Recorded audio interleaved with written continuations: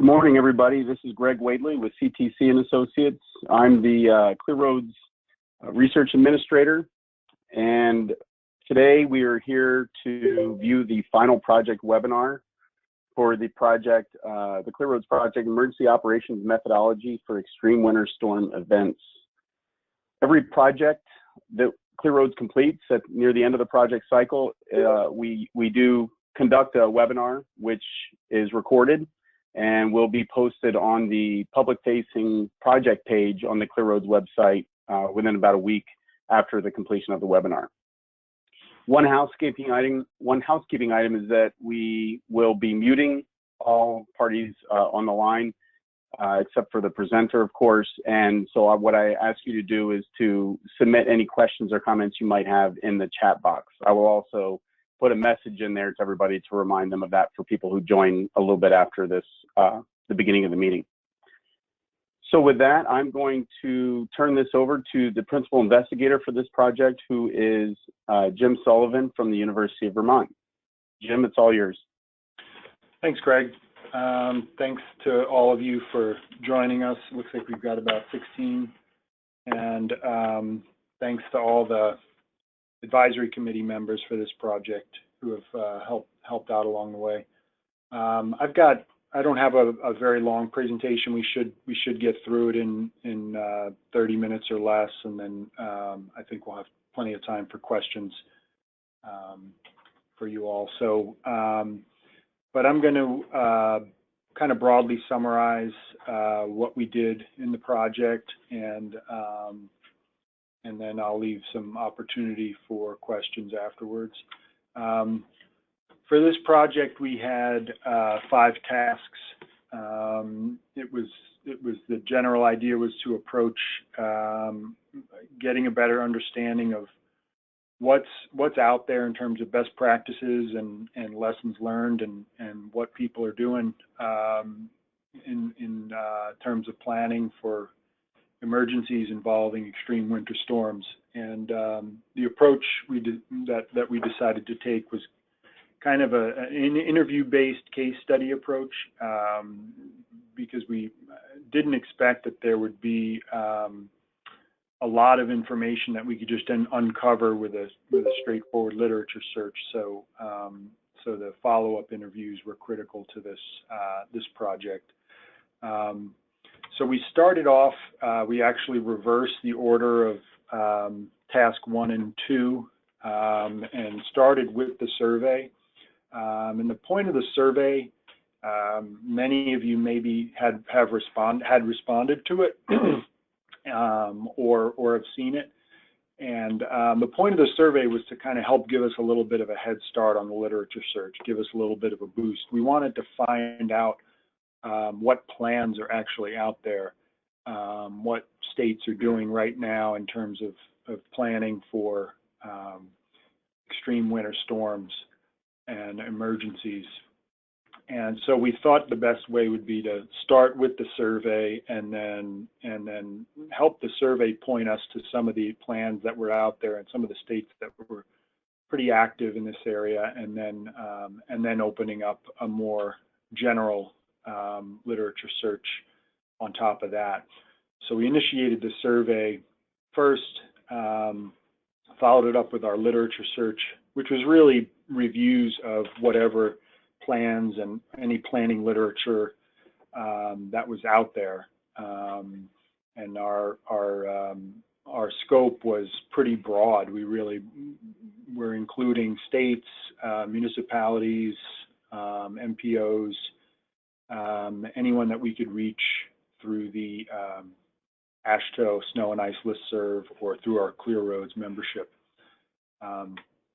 And so we initially from the survey had responses from 18 different states who indicated that they had something written that we were going to be able to take a look at and possibly learn something from.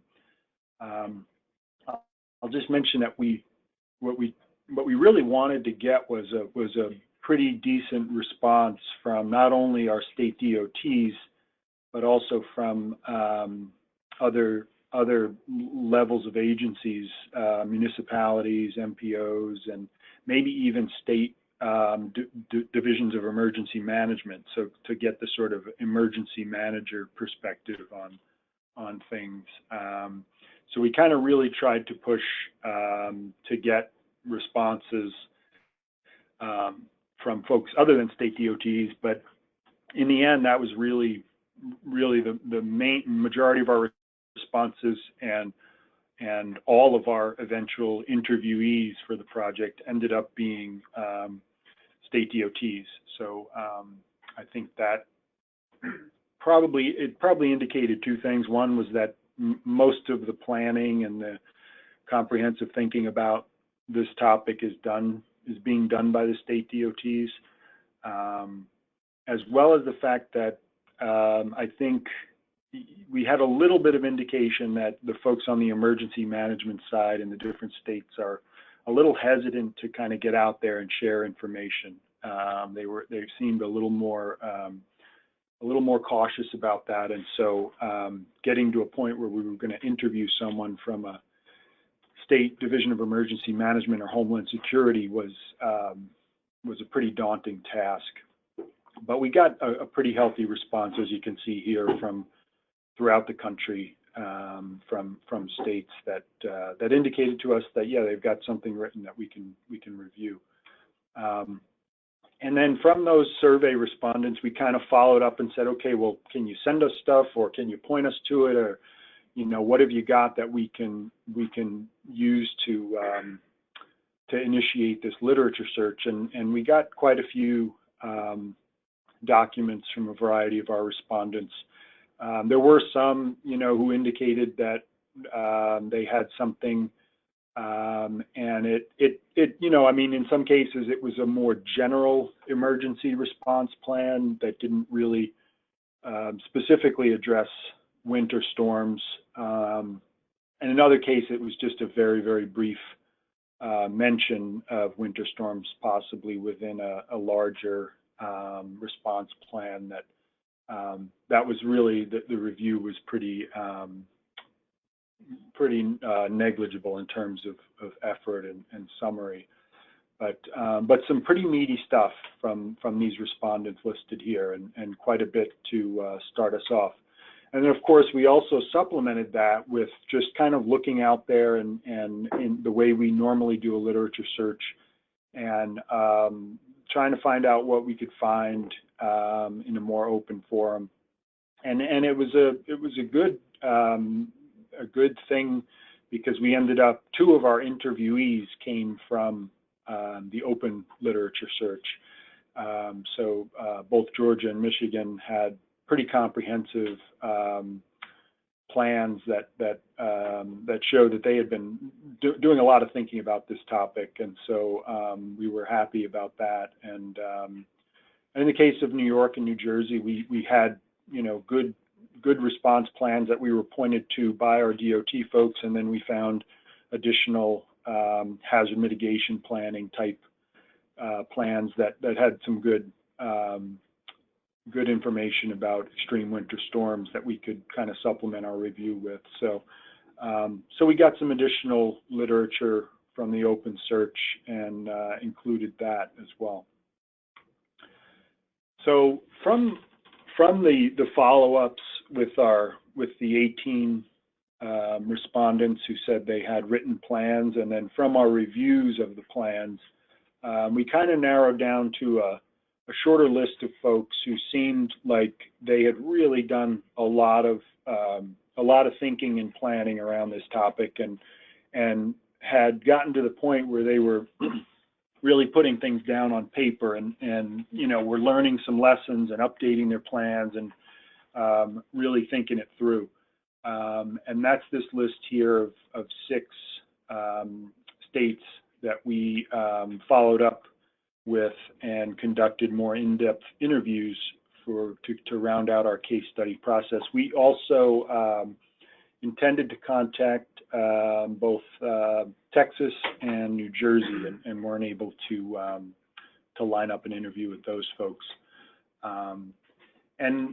But this group here, we felt like we got a pretty good group in terms of how much comprehensive thought had been put into the topic, how much had been put into thinking about how they respond to extreme winter storm emergencies and what kind of planning is needed for that.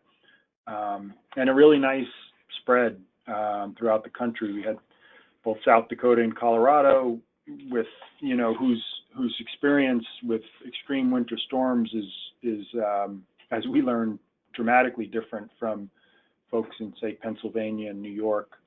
And both of those regions are extremely different from the experience of our interview respondent from Georgia.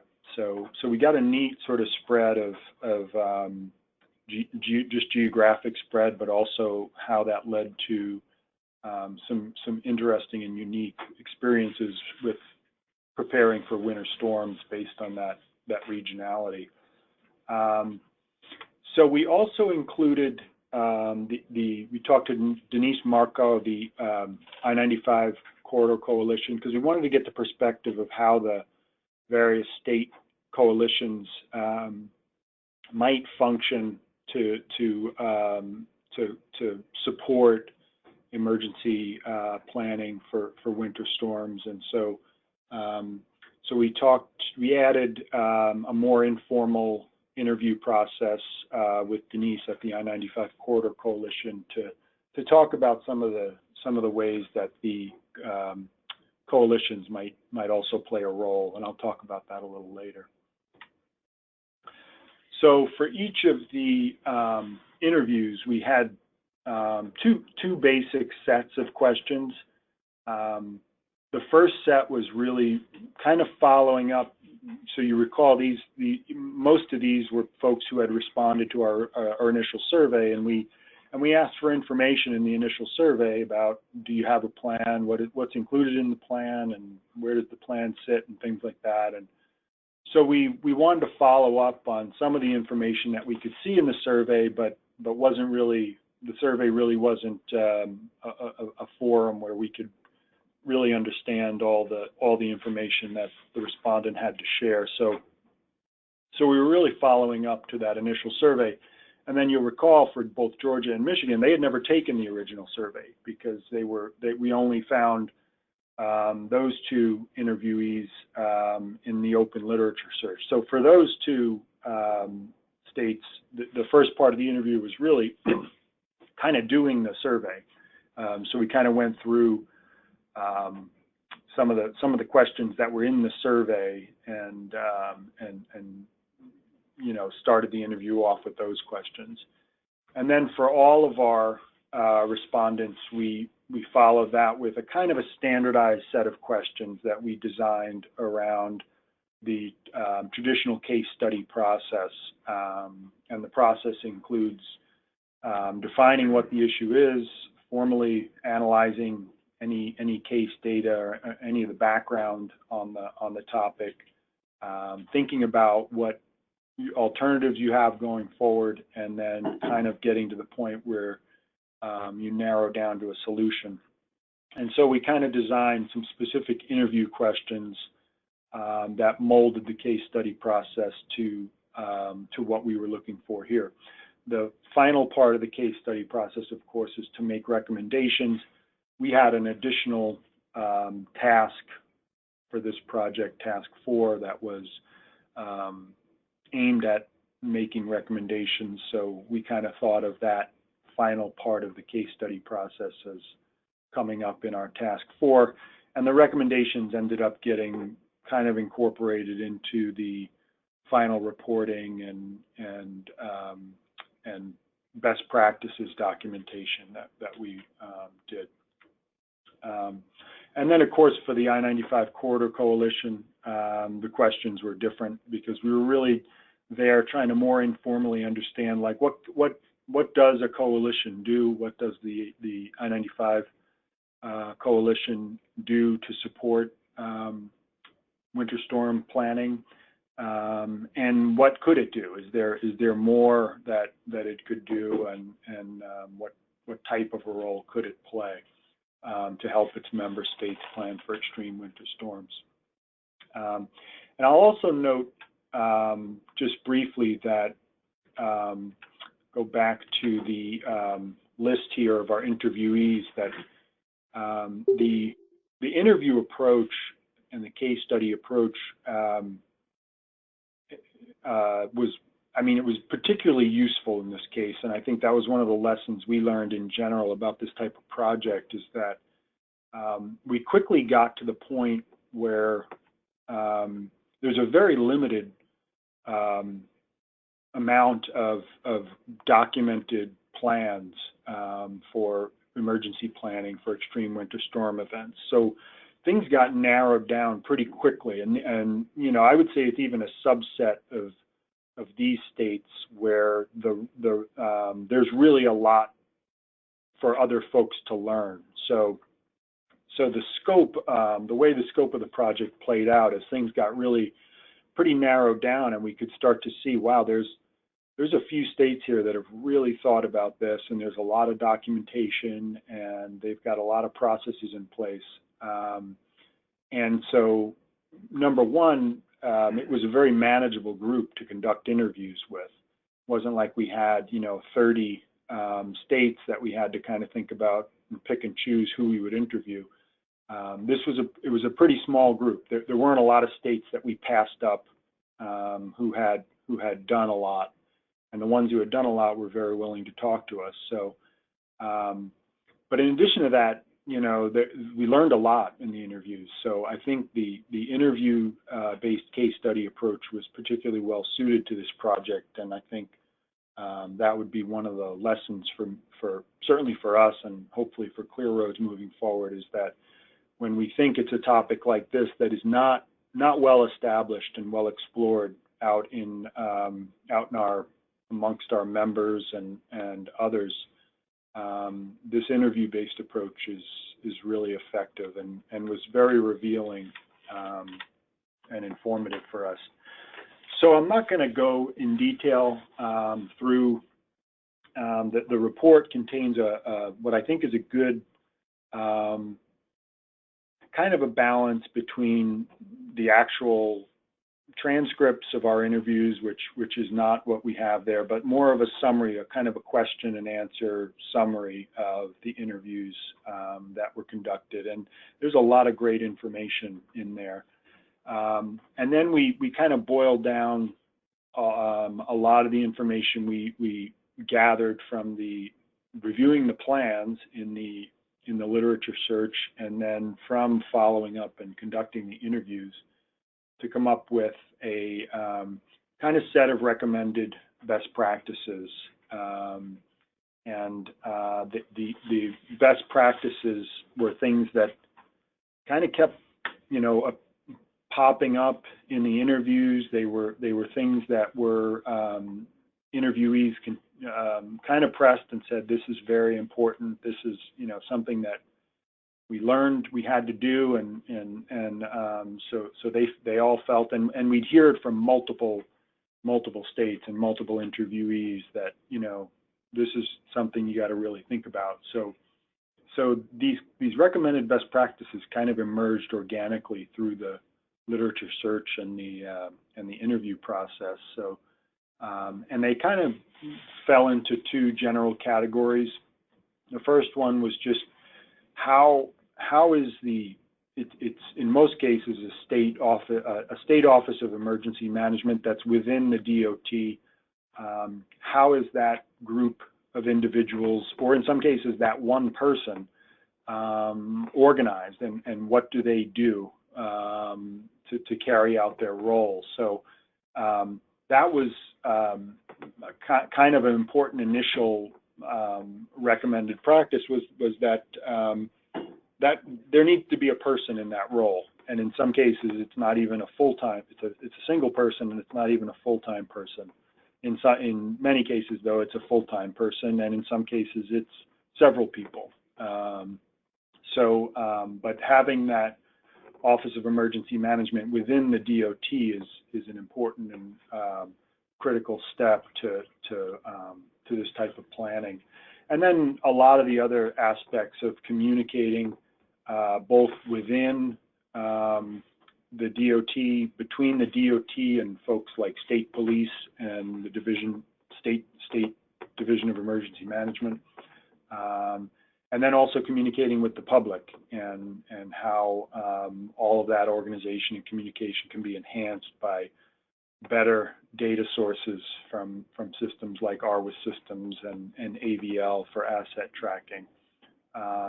So those types of organization and communication practices are pretty well established in some of the in the interviewees that we talked to, and were things that they had learned were important, and that they continued to feel were important, as well as the idea that a regional coalition can help enhance all of this communication and information sharing.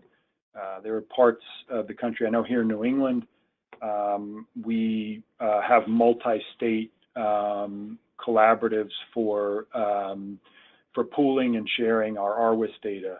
And so just as an example, weather doesn't respond to state boundaries and stop and go when it gets to another state. So having multi-state cooperative information sharing and web-based resources for things like ARWIS data is an example of how that can come about. And then the other kind of group of recommendations and best practices were really on the hard written planning and side and involving planning and how we train to implement that plan, and then how we review and update the plan, keep it dynamic and be constantly reviewing it and updating it. So having a scalable RSIC operations plan is what we noted. And, there were cases where the emergency operations plan for extreme winter storms was kind of a natural progression out of the state's normal snow and ice control operations. So, which is a perfectly legitimate way to approach it, that this is how we do things under quote unquote normal circumstances. And then as a storm progresses and gets to the point where it's going to begin to overwhelm some of the resources in certain districts or regions, we're going to prescribe when we go to what we would consider an emergency operation mode, and that can be right within the RSIC operations plan. Others kind of made it an entirely separate plan, that when an emergency is declared, we're kind of out of our normal mode and we're going into a different planning mode with a different written plan for how we operate. In most cases, particularly with our interviewees, the legal authority for restricting the use of the state's roads came up repeatedly, and it was something that for several of our interviewees, they do have that legal authority to either close roads or make adjustments to safe operating speeds, and in cooperation with the state police, they have plans around how they implement those restrictions. Other states don't have that authority, and they want it. So it was a big issue that we thought was important to note, that and that is often a mandate that has to be legislated and involves some processes that our state DOT folks have to get through in order to get to a point where they can implement those types of restrictions. But there are, several states out there that have established legal authority to make those kinds of calls, and there's a well-established framework for how they've done that. So that was an important piece. And the threat identification and the assessment was a piece that I would say was kind of more not as well covered by most of our interviewees.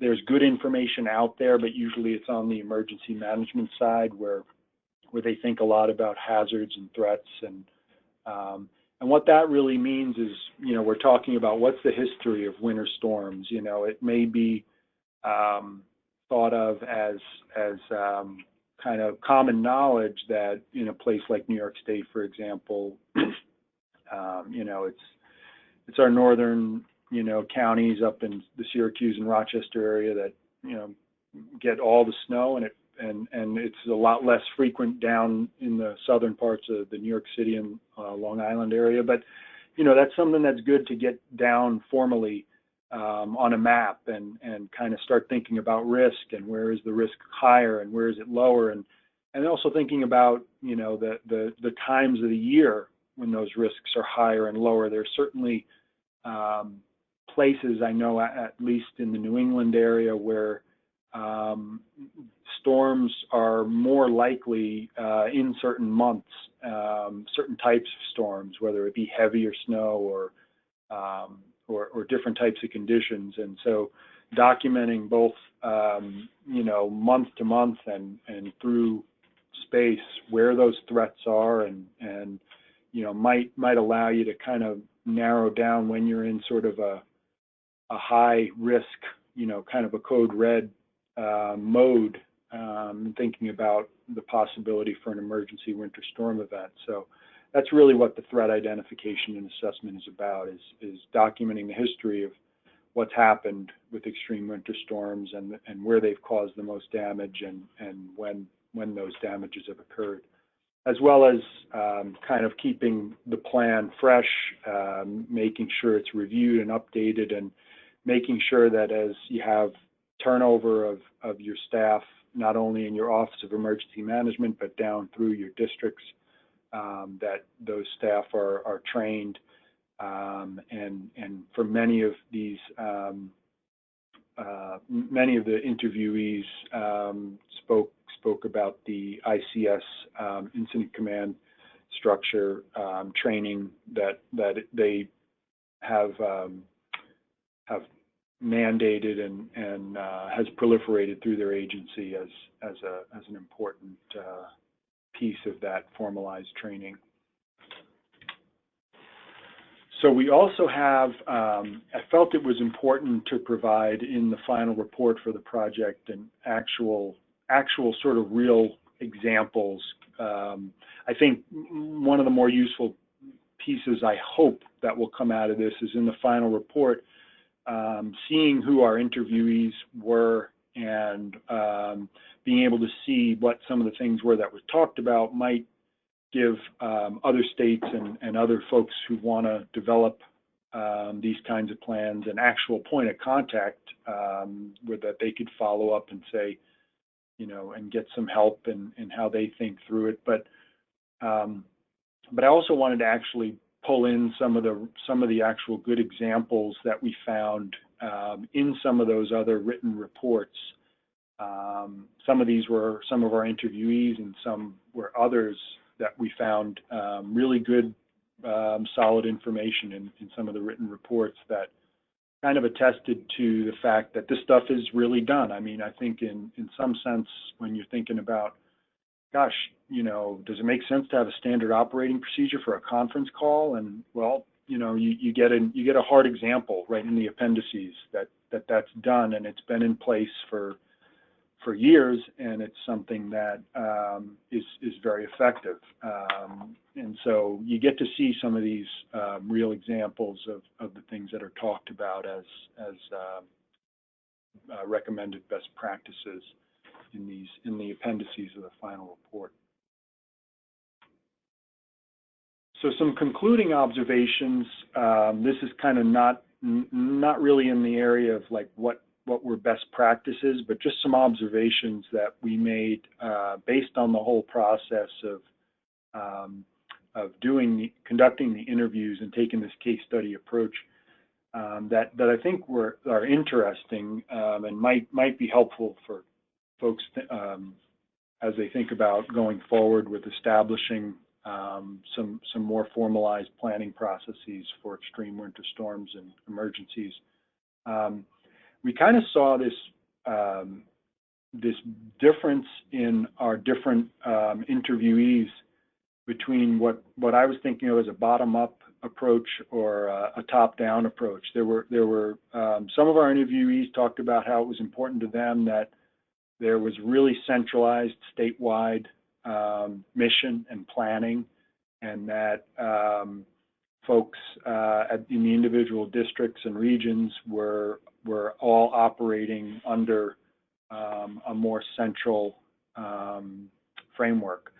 And whereas there were other interviewees and states where the approach was more, things are handled on a district or a regional basis, and if an individual district doesn't reach out, and make the call that they need help, then no one's gonna force them or have them do anything different. They're gonna just be able to handle whatever challenges they have. So, and it wasn't the case that one of these approaches seemed to be working and another one didn't. It was really just a very different thinking about how to approach these issues, and which we thought was interesting, and it related to how the type of staff that were responsible for emergencies within our DOTs. There were certain interviewees who kind of got into this role through a background in DOT operations and maintenance, and kind of moved, knowing the operations and maintenance realm, moved into a position where they were also responsible for emergency management and how those operations and maintenance crews are deployed. Whereas there are also other staff in these offices and in our interviewees whose background was in emergency management.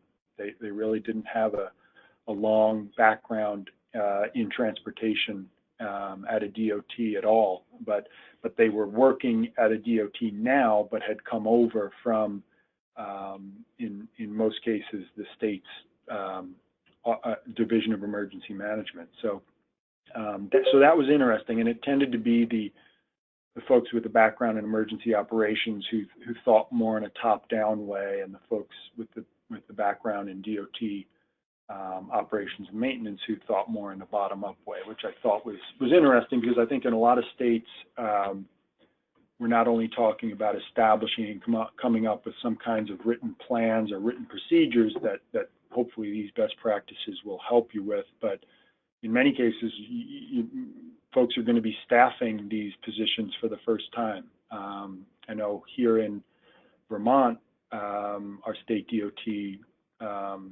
just hired what I think is our first emergency management director within the DOT, and it's someone we all have known and worked with for a while, and he came over from our state Division of Emergency Management and Homeland Security. So I think that's something that I would expect would be one of the takeaways here, is that you have to have that office established first, and then you can start to develop some procedures and plans.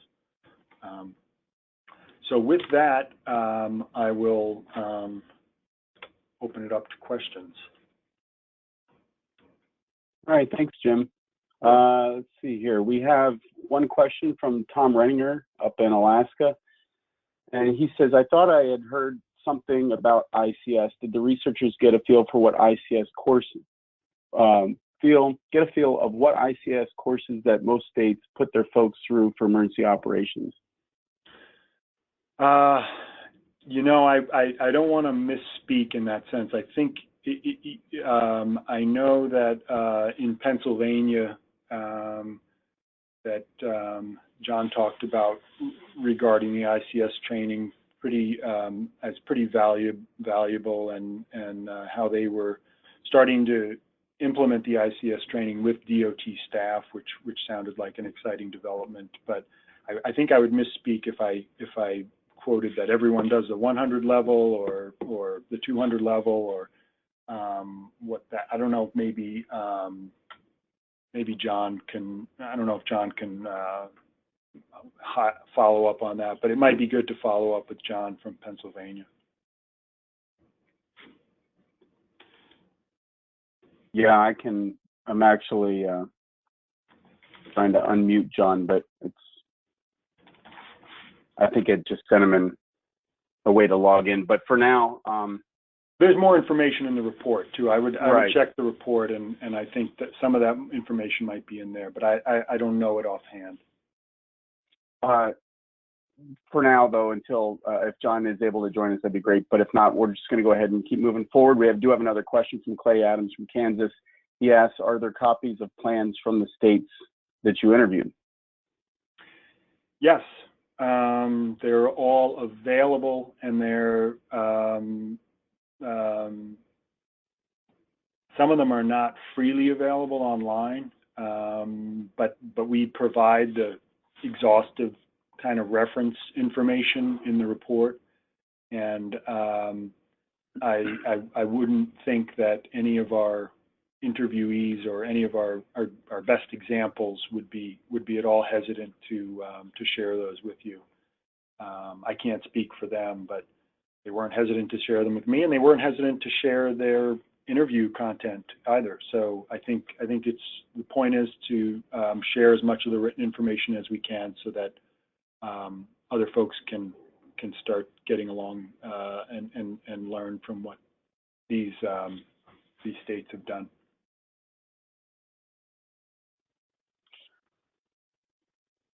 Okay, so John Fleming said that he was going to send the matrix, and so maybe I can forward that out to the rest of the group after the webinar. Thanks, John. All right, while we wait for any other potential questions, I just want to say that we will be, as I said, we're recording this right now, and then probably next week I'll have the webinar posted on the project page. The final report has been approved. It's currently being formatted into a ClearRoads style, and the project brief, all research projects have a brief as well, a 2-page research summary. We're working on getting that completed as well, and it is almost done. I have reviewed the first draft of that, I think. So I think probably by next week, by the end of next week, we'll have everything up, and I'll send an email out to the ClearRoads Technical Advisory Committee, as well as Snow and Ice Listserv, letting them making them aware that all the deliverables are posted and the project's complete. Okay, I'm not seeing any other questions, so I guess we can go ahead and wrap it up. And I just want to thank everybody for joining us, and Jim for the outstanding job you did on this project. We really do appreciate it. And like I said, we will have everything posted up on our website before too long. And with that, we'll say that I think we've got everything we need for this project, and it is complete. And again, thank you for everybody for joining in today. Great. Okay, thanks.